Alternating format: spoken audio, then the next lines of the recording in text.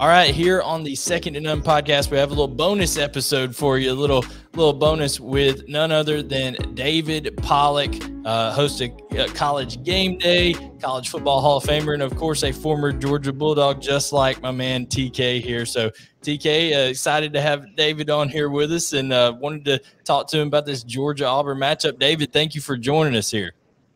Faux show. TK, what up, boy? What's happening, my guy? Appreciate you for joining us, brother. No problemo. Let's talk some ball.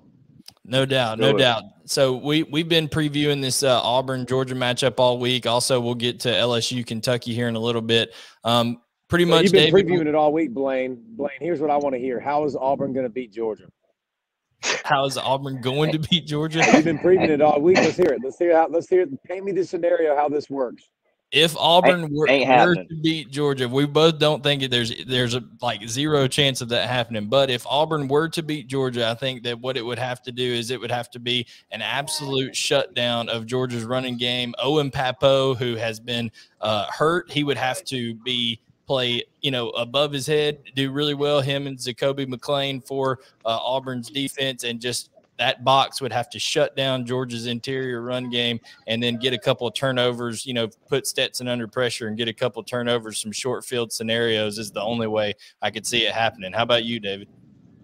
I'm with it. I agree. Maybe special teams, comes into play too. The thing about Georgia and Auburn is the best team doesn't always win. It's crazy things happen, and we can go back over the years as far as you want to find as many of those crazy examples as you want. So, I think Georgia's offense, I think a big part of last week that needs to be talked about that changes Georgia's offense is we've already seen Brock Bowers, take ascension in this offense, and he's probably the best playmaker on this offense.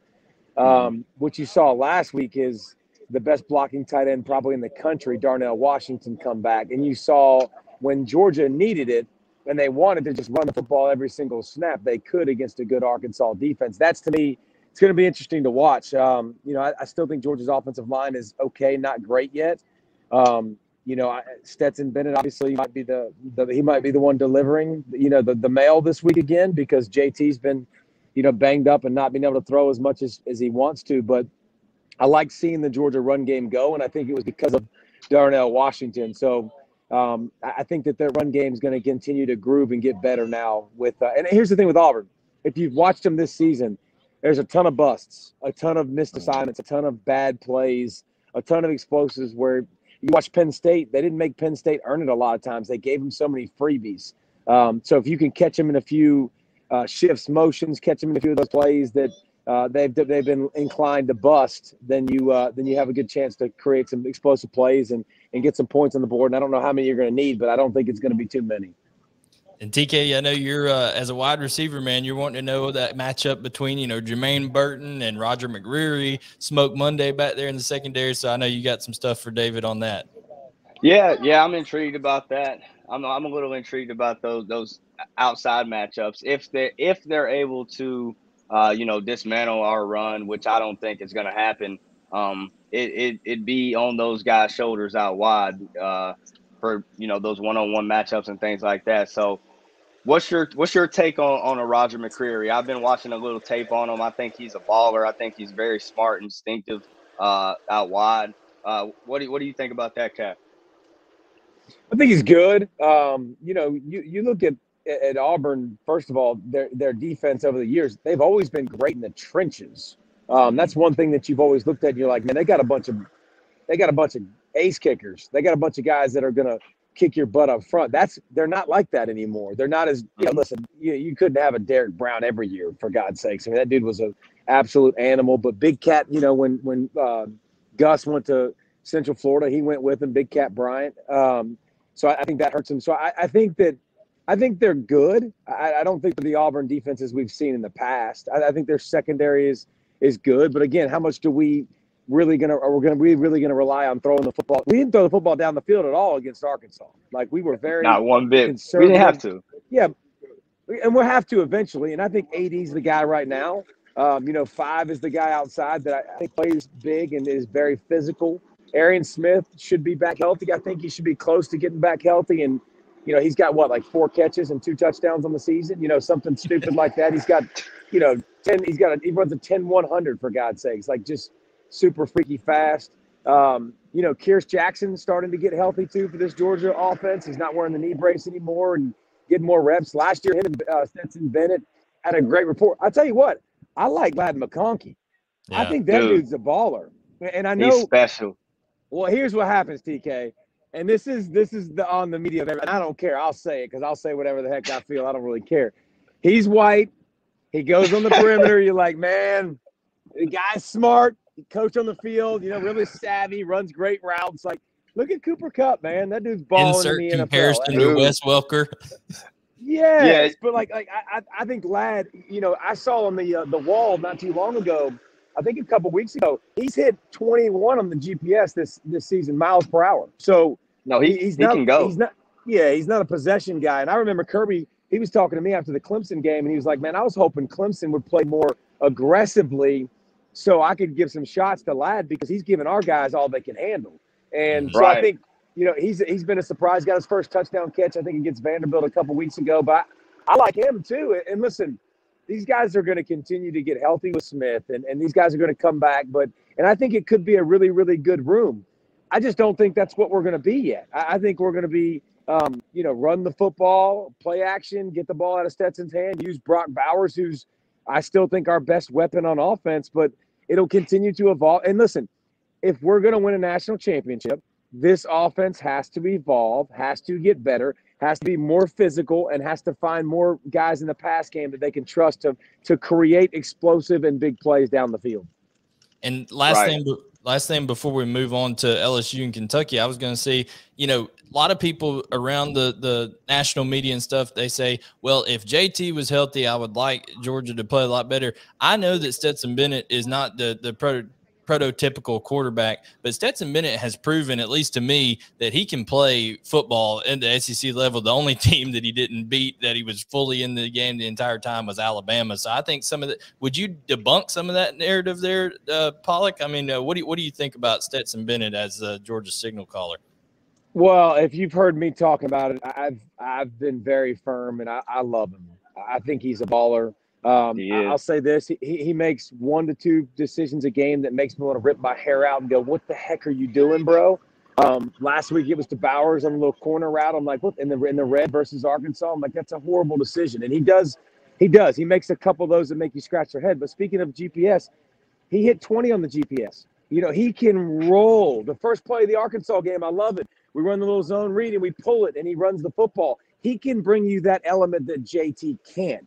If he can be good in the passing game, if he can be, just like if you watch the goal line last week versus Arkansas, we get in the red and he runs a little, dang, I don't know what the heck going on at the State Fair over here in Oklahoma and Texas, but good Lord, somebody got shot.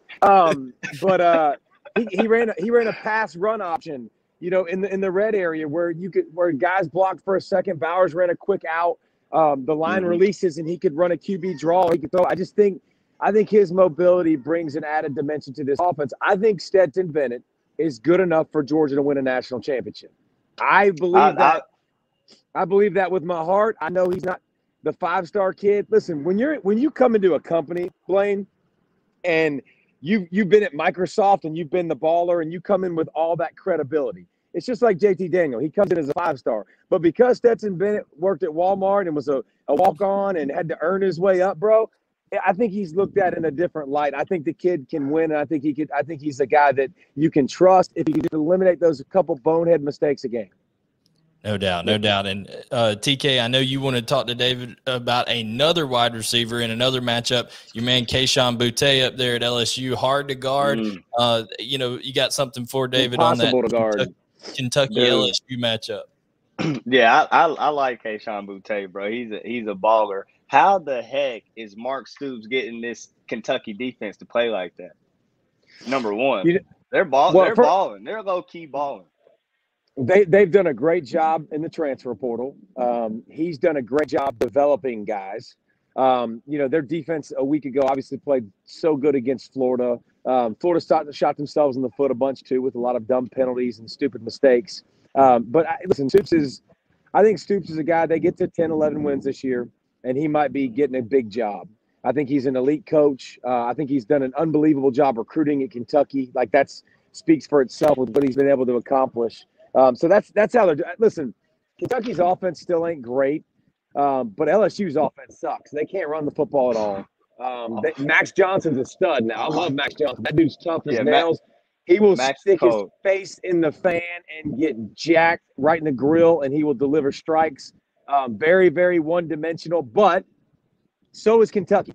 And their pass game is not great yet. And it's developing. I know Levis got a bunch of attention because he ate a banana with a peel and all that cool stuff, but he also hadn't made a lot of plays down the field. Wandale Robinson.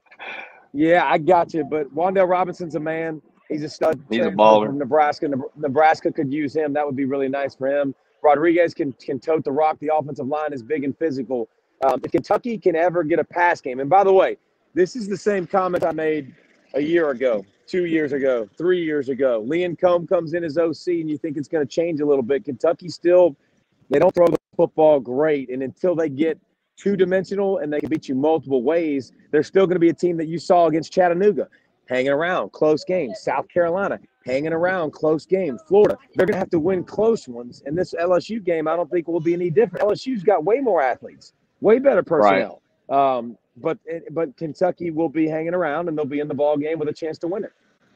Well, it's almost like they don't get the ball into their playmakers' hands enough. I mean, Wandale Robinson, that Florida game, catches the ball, takes to the house, doesn't see the ball for 2 more quarters. So it's kind of like they don't want to put the ball in their playmakers' hands, but they need to, and they got to if they're gonna come out on top this weekend. And David, my last thing with that matchup is, how many sacks do you think J.J. Weaver has against that LSU offensive line for Kentucky? Because J.J. Weaver gets after the quarterback, son.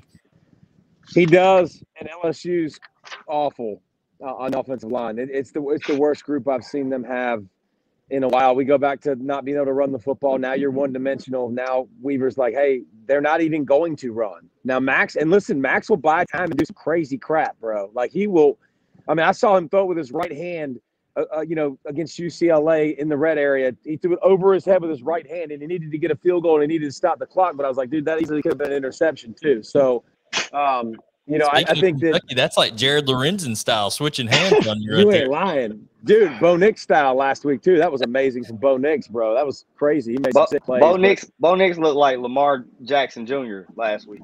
It was awesome. It was. How about what you went through the week before, and you get benched, and you got people coming at you all week, and those people, you know this, TK. A lot of people go in a shell, and they're like, "Crap, like, I can't believe this is happening." That dude said, "Nah, bro, let's go. We're gonna spin it. We're gonna make plays happen," and he did. So that was good to see. But listen, there's more to this story too with Stoops versus Ed Orgeron. Ed O, I don't know how much time he's got left. I know every game is going to be very, very important. And listen, let's be honest. LSU's the worst team in the SEC West. It's probably they're battling it out with Mississippi State and A&M to fight for that title. So it ain't like they've been having a good season and you're looking at 6 wins, 7 wins. That's not good enough at LSU. Not with your talent. Yeah, that's not LSU Tiger football. David, thank you for joining us. I wanted to give you an opportunity here to share. I know you got a podcast up with your pastor there at your church, that kind of stuff. I wanted to give you an opportunity to share about that, man.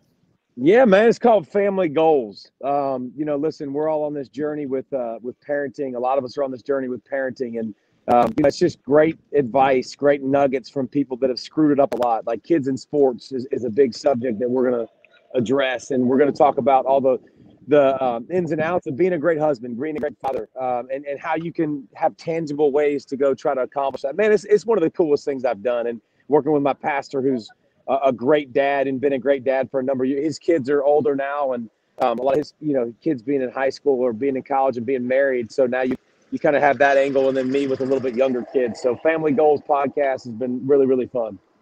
Absolutely. And if you want to watch some fun football, you can go over to the North Oconee area and see David's youth team play on Sundays. Hey, baby. 5 o'clock in North Oconee Titan Stadium on Sunday, baby. We got the Falcons, the downtown Falcons. They've been our nemesis in that league, but we about to lay that wood, TK. They don't know what's about to hit them. TK, you would love our offense, bro. We are 12U football. That's what I was about to ask. We run RPOs. We run power read. We can do so much. You'd be blown away about the pulling and kicking, pulling and leading. Like we can do some crazy things. These kids are smart. Had them for a number of years, and we have a lot of fun with that. You may need a wide receiver coach out there. TK, come join the staff. In a heartbeat. Man, look, Pollack, no, I'll come out there and get them right. Hey, my man comes to my golf tournament every year. Blayne, we'll see you this year at the golf tournament. Oh, no doubt. Yes, well, guys, here on the Second and None podcast, so appreciative of David Pollack join us, and get ready for a fun weekend of SEC football here in week 6 of SEC football. We'll catch you next time.